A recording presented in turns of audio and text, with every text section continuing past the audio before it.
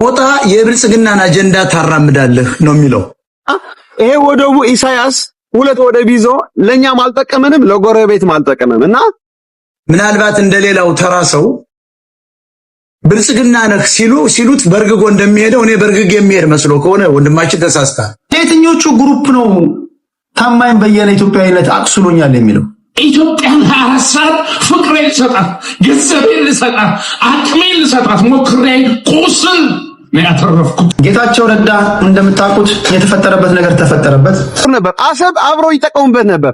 ለምንድን ነው ይሄ ዘመን መምጣት የሚከብዳችሁ? ኤርትራ ነች፣ ምን ችግር አለው? አሁን ደግሞ የባሰ ነገር ነው የመጣው። አገርን የመምራት ኃላፊነት ሲያገኝ አገሪቱን በሱ ታሪክ ቀይሮ ለመሄድ 24 ሰዓት ይሰራል። ኤርትራዊ መሆን መብቱ ነው፣ ሻቢያ መሆን መብቱ ነው። ግን አልገባኝም። እንዴት አድርጌ ላስገባብህ?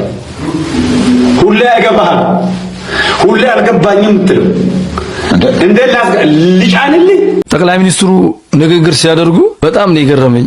ለኢትዮጵያ ሽብር ስጋት አይደሉም የሚለው ከጠላትና ከይሆናል ጠላት ትንተና ውጭ ነው ማውራት ያለበት። ያ ግን ሲያስተቸው ነበር። ነገር ግን በተቃራኒው ደግሞ የጌታቸው ረዳ ደጋፊዎችም ከቲፒኤልኤፍ ሰዎች እናንተ በጎን ከፌደራል መንግስት ሰዎች ጋር ትገናኛላችሁ፣ እኔን ሹመኝ ትባባላላችሁ። ጌታቸው ረዳ ሲገናኝ ባንዳ፣ እናንተ ስትገናኙ ለህዝብ የቆማችሁ እንዴት ነው ሊባል የሚችለው ይላል። በአመክንዮ ነው የሚናገሩት። ትክክለኛ ነገር ነው። አሁን ይሄ ነገር ሲንከባለል መጣና ጌታቸው ረዳ እንደምታውቁት የተፈጠረበት ነገር ተፈጠረበት። ለነሱ ፌርነስ የቲፒኤልኤፍ ሰዎች አክቲቪስቶች የሚያነሷቸው ተገቢ ጥያቄዎች አሉ። የመጀመሪያ ጊዜ ያነሷቸው ከነበሩ ጥያቄዎች መካከል ለምሳሌ ኦኬ ጦርነቱ ሳውዝ አፍሪካ ላይ ሄደን ፕሪቶሪያ በዚህ ተስማማን፣ አካባቢያችን በሌሎች ኃይሎች ቁጥጥር ስር ይገኛል፣ የኢሮብ ማህበረሰብ በሻቢያ ወታደሮች ቁጥጥር ስር ይገኛል፣ ይሄን የማስለቀቁ ኃላፊነት ደግሞ የፌዴራል መንግስቱ ነው፣ አስለቅቁልን። ይሄ ትክክለኛ ጥያቄ ነው። ይሄ ወደቡ ኢሳያስ ሁለት ወደብ ይዞ ለኛም አልጠቀመንም ለጎረቤትም አልጠቀመም እና አብይ አህመድ በመጀመሪያ የመጣው በሰገር አደረገ። ኢሳያስ ግን አላሰራለው። በሌላ ሀገሮች እኮ ለምሳሌ ሞሮኮ ከሄድን ሞሮኮ ወደብ አላት፣ በነፃ ነው የምታስጠቅማቸው ለጎረቤታቸው። ምንም አዲስ ነገር እኮ አይደለም። እና ኢትዮጵያኖች አሁን የኛ ወንድማሞች ነን፣ ባይዘው ወይም አንድ ህዝብ ነን፣ ምንም ልዩነት የለንም። ታውቂያለሽ ይሄ አንድ ህዝብ ለምንድን ነው አሁን ታሪክ ካየን እኮ ለምሳሌ ኤርትራ የምትባል ሀገር ጣሊያን ነው የመሰረታት፣ ቦርደር ምናምን ሰርቶ ስሟ ራሱ የሰጠን ማን ነው? ጣሊያን ነው አይደል? ከጣሊያን በፊት ኤርትራ ኢትዮጵያ እንዴት አሁን ደግሞ የባሰ ነገር ነው የመጣው። አገርን የመምራት ኃላፊነት ሲያገኝ አገሪቱን በሱ ታሪክ ቀይሮ ለመሄድ 24 ሰዓት ይሰራል። አንዳንዴ ይገርመኛል። ድሮማ አውቀዋለሁ፣ አሁን ደግሞ እጅግ በጣም ይገርመኛል። የሚገርመኝ ምንድነው ጅማላ አለ ይባላል፣ ጅጅጋ ገብቶ ታገኘው ይገኛል። ጅጅጋ ላይ ነው ያለው ሲባል ደግሞ ባህር ዳር ገብቶ ይገኛል። ባህር ዳር አለ ሲባል ደቡብ አንድ ቦታ ላይ ይገኛል። ከዛ ደግሞ ተመልሶ ሌሊት ላይ አዲስ አበባ ከተማ ላይ የሚሰሩ ስራዎች ሲመለከት ወይም ደግሞ ኦሮሚያ አንድ ቦታ ላይ ሲታይ ይታያል። አንዳንዴ መቼ ነው የሚያርፈው እላለሁ። አሰብ አብሮ ይጠቀሙበት ነበር። ለምንድን ነው ይሄ ዘመን መምጣት የሚከብዳችሁ? ኤርትራ ነች፣ ምን ችግር አለው? አንተ 400,000 ኤርትራውያን ኢትዮጵያ ውስጥ አይደለም እንዴ እየኖር ያለው? ኢትዮጵያ ሀገራችን ናት። እኛ ኤርትራ ናት ሀገራችን አይደል? ኢትዮጵያ ውስጥ ሄደ ግን እየኖርክ እየተጠቀምክ ነው። ለምንድን ነው ኢትዮጵያውያኖች ቢጠቀሙ ኤርትራኖች የምትናደዱ? አክሱማዊ ኪንግደም የሚባል ነገር ነበር ድሮ ማለት ነው። ጣሊያን ኤርትራ የምትባል ሀገር ከመሰረታት በፊት ይሄ ኤርትራዊና ኢትዮጵያዊ የሚባል ሀበሻ ህዝብ አብሮ ይኖር ነበር። ወደቡ አብሮ ይጠቀምበት ነበር። ይሄ ዘመን መምጣት አለበት። አስተሳሰባችሁን ማደስ አለባችሁ። ኤርትራውያኖች ጠባብ ማሰብ የለባችሁም። ተሳሳትኩኝ እንዴ? አልተሳሳትኩም። አዲስ አበባ ኦሮሞ ነው የኦሮሞ ነው እያልኩ ያለው ከየትም አታመልጥ። ግን አልገባኝም። እንዴት አድርጌ ላስገባብህ? ሁሌ አይገባህም፣ ሁሌ አልገባኝም ትለው እንዴ ልጫንልኝ ምን ማለት ነው? ሳይገባኝ ያልገባኝን ነገር አስረዳኝ። ምኑን ነው የሚያስረዳኝ? ለምን ነው የምትቆጣው? ረጅም ሰዓት አስረዳው እኮ እና አንተ እኮ ነው እየተቆጣ አልገባም ትላለህ እኮ እየተቆጣ እንዴት አድርጌ ላስገባ? አልተማርክም እንዴ? ጭራሽ ስናገር ስማ። ይኸው እንዲገባክ ለማወቅ ለመስማት ለመቀበል መጀመሪያ ዝግጁ አይደለም። ለዚህ ነው የማይገባክ። ስትጠራን ተዘጋጅተኝ ጥራ። አይታል ተዘጋጅተኝ ጥራ። ሰዓቴን ብዙ ነገር አቃጥዬ ነው የመጣው። ስለዚህ ተዘጋጅተኝ ጥራ እያልኩህ ያለው ወሎም ኦሮሞ ነው እያልኩህ ያለው። እዚህ አዲስ አበባ ነው የምኖረው፣ የአዲስ አበባ ልጅ ነው ምናምን። ወሎ ኦሮሞ ነው። የኦሮሞ ህዝብ ድንበሩ ሰፊ ነው። ኬንያ ውስጥ በምን መረጃ ነው ወሎ ኦሮሞ ነው የምትለው? አንተ ወሎ ኦሮሞ ነው አልክ። በምን ምን መረጃ ያስፈልጋል? መሬቱ እኮ የኛ ነው። እዛ ምን ኦሮሞ እኮ ህዝቡ የኛ ነው። ኦሮሞ ነው ጽድስ አልኩ። ኦሮሞ ነው በል በቃ። ወለየ ነው አልክ። እዛ ኦሮሞ ህዝብ አፍሪካን መሀል ኢትዮጵያን እስከ ኬንያን ድንበር ገደብ የለም። እግዚአብሔር በምድርቷ ሁሉ ላይ የበተነ ቅን ህዝብ ነው። እግዚአብሔር ሁሉንም ሀገር ሰጠው ብለው ህዝቡ ተስፋፍቶ የሚኖር ስትመጣ ሁሉንም የሚያስገባ የሚያኖር ህዝብ ነው። ከዛ በመለስ ያለው ደግሞ ትክክል አይደለም። የሆነው ነው። ጌታቸው ረዳ በዚህ መንገድ ስልጣኑ ለቀቀ። ታደሰ ወረደ መጣ። ሴም ቲንግ ጌታቸው ረዳ ላይ አነሱት የነበረውን ጥያቄ አነሱ። አሁን ሎንግ ስቶሪ ሾርት የታደሰ ወረደን አስተዳደር ወይም ደግሞ ለአንድ ዓመት የተራዘመውን የስልጣን ጊዜ ቲፒኤልኤፎች አንቀበለውም ነው የሚሉት። ጌታቸው ረዳን በዚህ መንገድ ወሰዳችሁ። ደብረ ጽዮንን ወደ ቦታው ለመመለስ ከጦርነቱ በፊት የነበረው የቲፒኤልኤፍ ፋይል ስልጣን ላይ ይቀመጥ ነው የሚሉት የቲፒኤልኤፍ ደጋፊዎችና ቲፒኤልኤፎች። ጠቅላይ ሚኒስትሩ ንግግር ሲያደርጉ በጣም ነው የገረመኝ። የሚጠሯቸው ቃላቶች ይሄ ዝም ብሎ አይደለም። ቀጥታ መስሪያ ቤት ውስጥ የምንጠቀምበትን ተርም ነው ሲጠቀሙ የሰማሁት። ምን ያህል እኔ የእኚህን ጠቅላይ ሚኒስትር ብቃት ያየሁበት በጣም የገረመኝ ይሄ ነው። ስለ ዳታ ሰብሳቢ መረጃ ሰብሳቢ ሲያወሩ መረጃ እንዴት እንደሚሰበሰብ፣ እንዴት እንደሚጠናቀር፣ እንዴት ሪሊዝ እንደሚደረግ፣ እንዴት ስቴክሆልደሮች ተጠርተው ኢንፑት እንደሚሰጡ፣ ስለ ዲሞግራፊ ባህሪያት፣ ስለ ሃውስሆልድ ዴፊኒሽን በጣም ነው የገረመኝ። እያነበቡ አይደለም ተረድተውት ውስጣቸው ያለው እንደ እኚህ ሰውዬ ስታቲስቲክስ ድሮ ሰርተው ይሆን እንደ እስክል ድረስ ማለት ነው። ዛሬ የማዕከላዊ ስታቲስቲክስ ኤጀንሲን እያንዳንዷን ከተራ መረጃ ሰብሳቢ እስከ ስራ አስኪያጁ እስከ ኤክስፐርቶቹ ተንትነው ሲናገሩ አልኩኝ አሜዚንግ። ኢትዮጵያውያን ለኢትዮጵያ ሽብር ስጋት አይደሉም የሚለው ከጠላትና ከይሆናል ጠላት ትንተና ውጭ ነው። እስካሁን ዓለም ላይ የተፈጸሙ ሽብሮች የአሜሪካኑን ጨምሮ ከዜጎች ትብብር ውጪ የተፈጸመ ጥቃት የለም። ትብብሩ ደረጃው ሊለያይ ይችላል። አንዳንዱ ቅድም ሲገለጽ እንደነበረው ቤት ማከራየት ሊሆን ይችላል።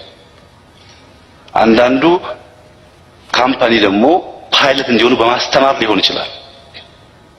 ገንዘብ ከመደገፍ በእቅድ እስከ መሳተፍ ጭምር ሁሉም ሀገር እንግሊዝ የነበረውም ጥቃት፣ ኬንያ የሚደረገው ጥቃት፣ ኢትዮጵያ የሚደረገው ጥቃት ዜጎች በተለያየ ደረጃ ይሳተፋሉ።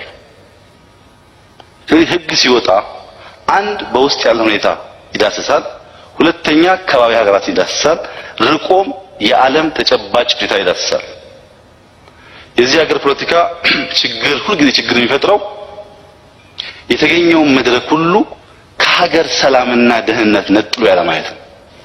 የሽብር ህጉን በሚመለከት የቀረቡ መሰረታዊ ሀሳቦች አሉ። አንደኛ ያለን የወንጀለኛ መቅጫ ህግ የማያቅፋቸውን ህጎች ክፍተት እያዩ ማውጣት የምክር ቤቱ ግዴታ ነው። ወንጀለኛ ህጉ የሚመልሰውን ህግ ነው ያወጣችሁት የሚባል አርጊውመንት ሲመጣ ለንግግር ይመቻል። ሁለተኛ ያለንበት ቀጠና ለሽብርተኝነት የማይመች ሆኖ ሳለ እንደሚመች ስላችሁ ነው ህጉን ያወጣችሁት የሚል ክርክር ካለም መከራከር ይቻላል። ህጉ ሲወጣ ታሳቢ ያደረጋቸው ነገሮች ያለንበት ቀጠና ያለው የህግ ክፍተት የዓለም ኤክስፒሪየንስ ነው። ህጉ ከወጣ በኋላ የመንግስት ሚና አሸባሪ የሚላቸውን ኃይሎች መክሰስ ነው። የሚፈርደው የፍትህ ስርዓቱ። እነዚህ ህዝቦች አክብረዋል ማለት ነው። እና ለየትኞቹ ግሩፕ ነው ታማኝ በየነ ኢትዮጵያዊነት አቅስሎኛል የሚለው? መሬት ላይ ያለው ህዝብ አክብረዋል ማለት ነው። የሰው ልጅ በተለይ ኢትዮጵያዊ እንኳን አንተን ቀርቶ የፈጠረውን እግዚአብሔር እንኳን 100% እኮ አይደግፍም። ትደግፋላችሁ? ኤቲስቶች እኮ አሉ። በእግዚአብሔር ህልውና ላይ ጥርጣሬ ያላቸው ሰዎች አሉ። እግዚአብሔር ፈጥሮን መውጣት መግባታችንን ጠብቆ በመፍራትና በመንቀጥቀጥ ልናከብረው የሚገባን ፈጣሪ የሚቃወሙ አሉ እኮ። ሰው የፈጠረውን ፈጣሪ እንኳን 100% በማይደግፍበት ዓለም ላይ የኖረ 100% ህዝብ ሁሉ ይደግፈኝ ማለት ይቻላል ጎበዝ? መሬት ላይ ያለ ህዝብ ካከበረ አየር ላይ ያለ ህዝብ ቢዘምት በምን ችግር አለ?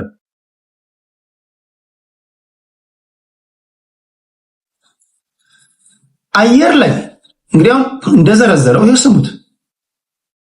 ያልገባኝም ታማኝ ለምን በዚህ ደረጃ አቸው ልጆች መውደድ ብቻ ነው። ከዛ ውጭ ግን በህዝባዊ ስብሰባ በህዝባዊ በዓል መገኘት ያመኛል። ቁስሌን ወቁት። ውፍረት ሳይሆን ሸክም ነው እዚህ ውስጥ ያለው። ኢትዮጵያን 24 ሰዓት ፍቅሬን ልሰጣት፣ ገንዘቤን ልሰጣት፣ አቅሜን ልሰጣት ሞክሬ ቁስል ነው ያተረፍኩት። ሽልማት የክብር ዶክትሬት ተሰጥቶኛል። የዛሬ 5 ዓመት ወሮሬው ነው የመጣሁት፣ አልተቀበልኩም። ክላሽንኮቭ ተሰጥቻለሁ፣ አፋር ሄጄ እዛው ጥየው ነው የመጣሁት። ጦና ተብያለሁ፣ ጋሞ ጎፋ ሄጄ። ይሄ ሁሉ ለኔ ምንም አይደለም። ስለዚህ እነዚህ ህዝቦች የደገፉ የነሱ ኢትዮጵያዊነት ለኢትዮጵያዊነት ለከፈልከው ዋጋ የሰጠው ሪኮግኒሽን ባዶ ነው ማለት ነው። ሪኮግኒሽን የፈለከው ከማን ነው? እውቅና የፈለከው ከማን ነው?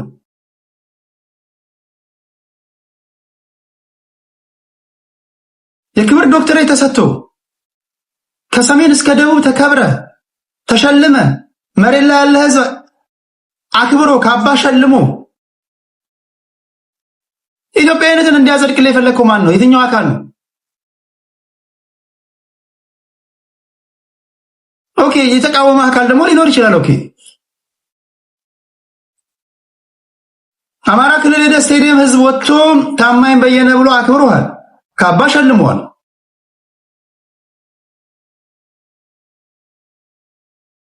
ማን ነው እንዲያጸድቅልህ የፈለከው?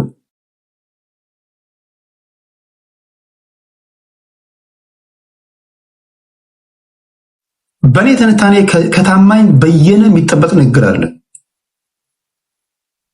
ማን ነው ኢትዮጵያዊነትን የሚያጸድቅልህ?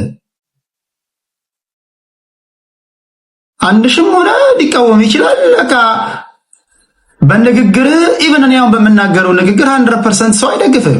የሚቃወም እኮ አለ። ይቃወማል። 100% ሰው ይውደደኝ ማለት አይቻልም። ከምንም ነገር በላይ ደግሞ መሬት ላይ ያለ ህዝብ የሰጠኝ ትቼው መጥቻለሁ። ጋሞ የሰጠኝን እንትን ክላሽንኮቭ የክብር ዶክትሬት ትቼው መጥቻለሁ። እንትን የሰጠኝን እንትን ከማን ነው እውቅና የፈለከው? የትኛው ሽልማት ነው ታማኝ በየነን የሚያስደስተው? የሌሎቹ ስለዚህ ገደል ይግባ። ከነሱ ይልቅ የሆነ ግሩፕ እነሱ የሚሰጡት እውቅና ነው ለሱ ኢትዮጵያዊነት ማረጋገጫው ማለት ነው። በቅንነት የሰራሁት ሁሉ መርዝ ሆኖ አንበመኝ። እንዴት አያችሁት ይሄን ነገር? እኔ ታማኝ በጣም ወደው ሰው ነው። እግዚአብሔር ታማኝ በጣም የምወደው በጣም የማከብረው ሰው ነው። እንዲህ ያለ በቃ በንግግሩ የተዋጣለት ተናጋሪ ነው። 2-3 ሰዓት ቢናገር አፋችሁን ከፍታችሁ የምታደምጡት ሰው ነው ታማኝ በየነ። በጣም የተከበረ ሰው ነው ታማኝ።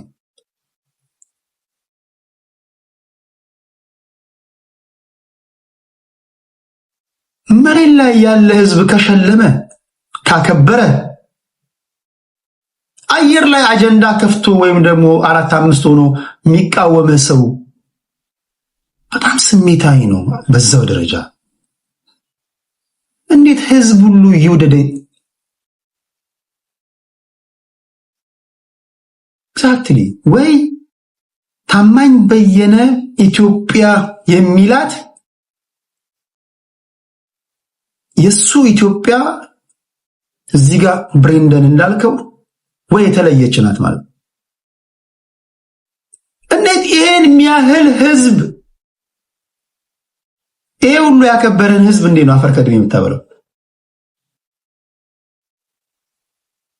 ታማኛችን እግዚአብሔር ይክበር ይመስገን። ስለደከማችሁ በርቱ፣ ግን ፈተና ይጠብቃችኋል። ታማኝ እናመሰግናለን። ኦፍኮርስ ፈተና ይጠብቃል። ቀላል ፈተና ይጠብቃል እንዴ?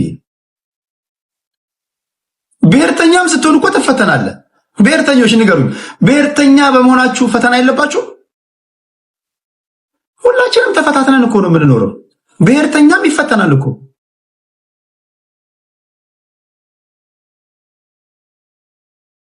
ፈተና የለባችሁ ብሔርተኛ በመሆን ተሸማቀቃለህ እኮ። ወይም ደግሞ ሰዎች ይተቹዋል፣ ብሔርተኛ አትሁን ይሏል። ኢትዮጵያዊ ነኝ ኢትዮጵያ ነኝ ብሔር ውስጥ አልገባም ካልክም ትፈተናለህ። አንዳችን ለአንዳችን ፈተና ነን እኮ። በሁሉም ዘንድ ልወደድ የሚባል ነገር ትክክል አይመስለኝም። ከወረቀት የነጻችሁ ከነጭ አብጀዴ የጸዳችሁ በጣም ንጹህ ብትሆኑ የኛ ሰው ከነጭ ነገር ላይ ጥቁር ነገር ይፈልግባል።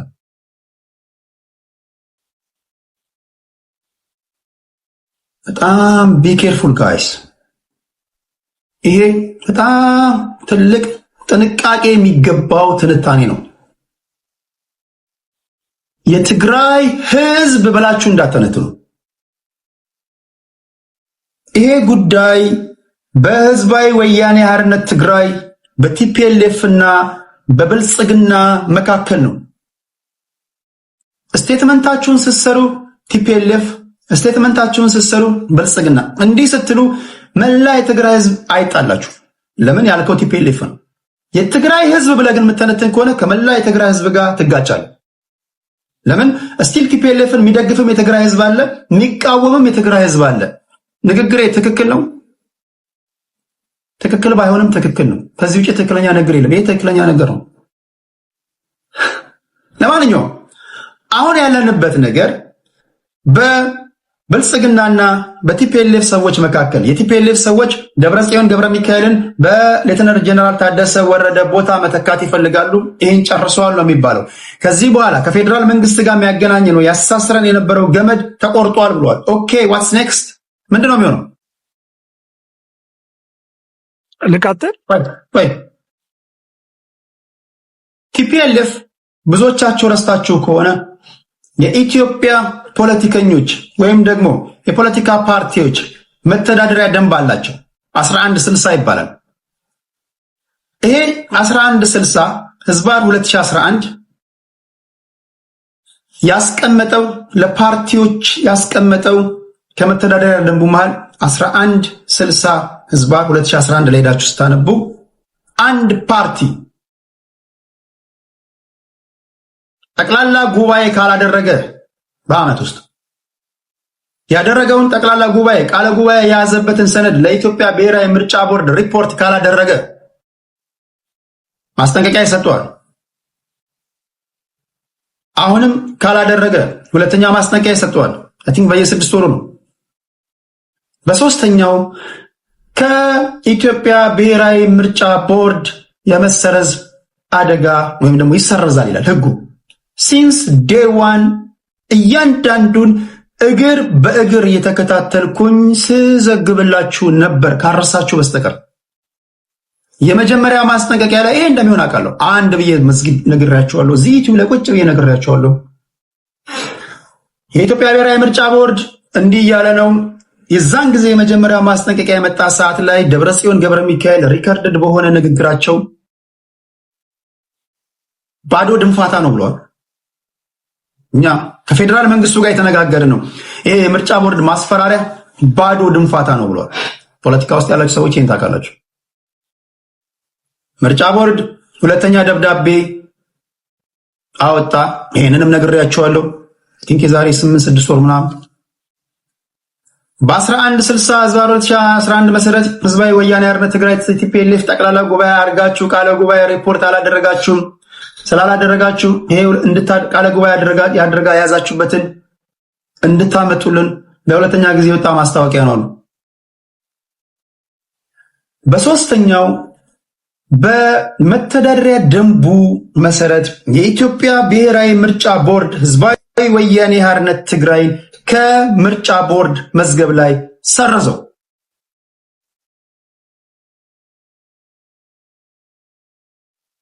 ምንድነው የሚሆነው? ይሄ የፌዴራል መንግስትንና የቲፒኤልኤፍ ሰዎችን ያቃቅራል ማለት ነው።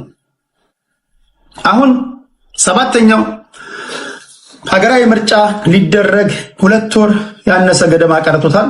በዚህ ጊዜ ህዝባዊ ወያኔ ሓርነት ትግራይ ውስጥ ፍቃድ ስለሌለው ወይም ደግሞ እውቅና ስለሌለው ብሔራዊ ምርጫ ቦርድ ስለማይታወቅ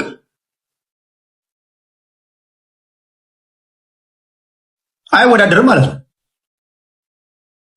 ቲፒኤልኤፍ ካልተወዳደረ ደግሞ ሌሎች ትግራይ ክልል ውስጥ ያሉ ፓርቲዎች ስላልተሰረዙ ይወዳደራሉ ማለት ነው። አይ ቲንክ ልብ ትላላችሁ ሁላችሁ። ይሄ አሁን የተፈጠረውን ነገር እንደሚፈጠር ነግሬያቸዋለሁ። እነ ባይቶና፣ እነ ሳልሳይ ወያኔ፣ እነ ስምረት የተመዘገቡ ፓርቲዎች ተወዳደሩ ማለት ቲፒኤልኤፍ ሰባተኛው ምርጫ ላይ ስለማይወዳደር እነዚህ ፓርቲዎች ካሸነፉ ክልሉን ያስተዳድራሉ ማለት ነው። ቲፒኤልኤፍ ይሄን ይፈቅዳል? አይፈቅድም። ለዛ ማሳያው ምንድነው? ትግራይ ውስጥ የሚንቀሳቀሱ ፖለቲካ ፓርቲዎች እነ ሳልሳይ ወያኔ ደጋፊዎቻቸው አሁን ምንድነው የሚሆነው? ማናችሁም የኢትዮጵያን ፖለቲካ ዛሬ የጀመራችሁ ሰዎች ይሄ ከነገርኳችሁ በመነሳት በፌዴራል መንግስቱና በቲፒኤልኤፍ መካከል ዳግም ቅራኔ ውስጥ ይገባሉ ማለት ነው። ዳግም ቅራኔ ውስጥ ከገቡ ደግሞ ኢትዮጵያ ውስጥ ቅራኔ ውስጥ ሲገባ ብዙ ጊዜ ወደ ድብድብ ይቀየራል። መጀመሪያውም ቅራኔ ውስጥ ገቡ፣ ወደ ድብድብ ገቡ።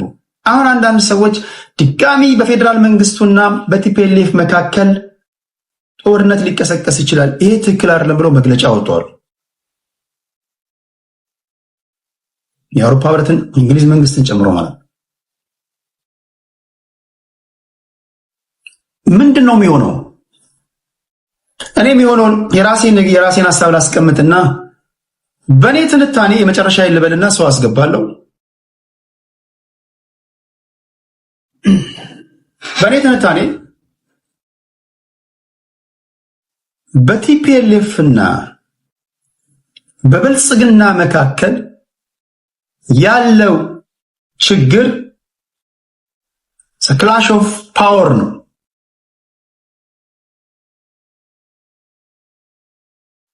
ክላሽ ኦፍ ፓወር ምን ማለት ነው? የአብይ አህመድ አሊ ወደ ስልጣን መምጣትና የወሰዳቸው ተግባራቶች በቲፒኤልኤፍ አመራሮች ዘንድ